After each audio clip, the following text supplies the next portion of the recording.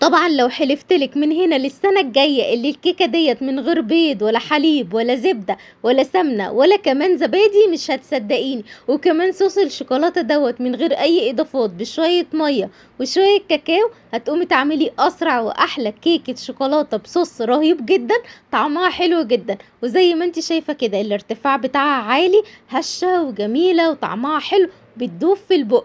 الولاد هياكلوها كده من جمالها وحلاوتها ويقولوا لك اعملي لنا تاني. تعالي نشوف عملنا الكيكه ديت ازاي، اقتصاديه مليون في الميه.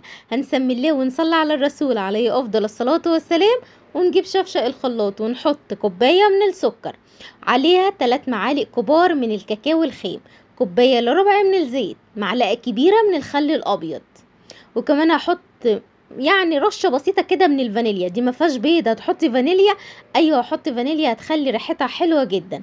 وكمان معايا كوبايه من الميه المغليه. هضرب الكلام ده كله مع بعضه لحد ما السكر يدوب تماما. بعد كده هحضر معايا المضرب المنخل علشان خاطر هنخل الدقيق، ومستحب تنخلي الدقيق مره واتنين وتلاته عشان تديكي نتيجه كويسه. معايا كوبايتين من الدقيق هنخلهم كويس جدا.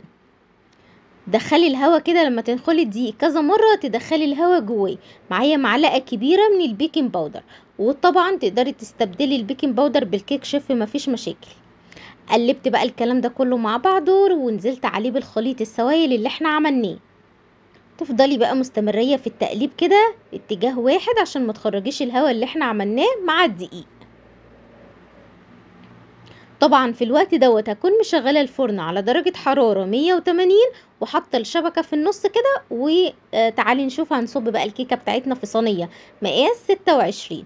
طبعا تقدري تعمليها في مقاس 24 لو عايزه الارتفاع اعلى من كده. الصينيه مدهونه دهنه بسيطه من الزيت، وكمان رشه فيها من الارضيه شويه بسيطه كده من الكاكاو. تعالي نعمل بقى مع بعض صوص الشوكولاته اللي احنا هنحطه فوق الوش. معايا 4 معالق من السكر، حطهم في حاجة بتتحط على النار. معلقتين كبار من الكاكاو الخام، طبعا تقدري تستخدمي كاكاو محلى بس الكاكاو الخام بيبقى طعمه احلى بكتير.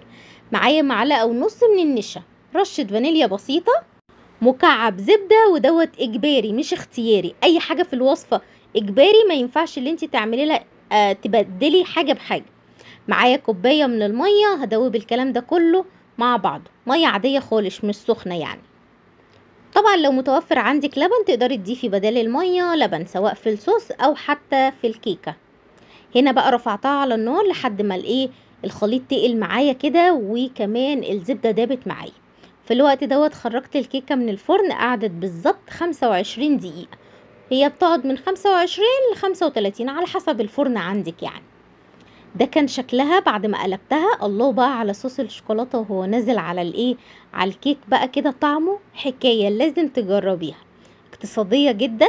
يلا بقى للناس اللي بتحب الوصفات الاقتصاديه السهله السريعه اللي ما بتاخدش ولا وقت ولا مجهود ولا حتى تفاصيل كتير ولا حتى فلوس كتير، هي ديت احلى الوصفات. اعملوا بقى منشن وشير عشان كله يستفيد.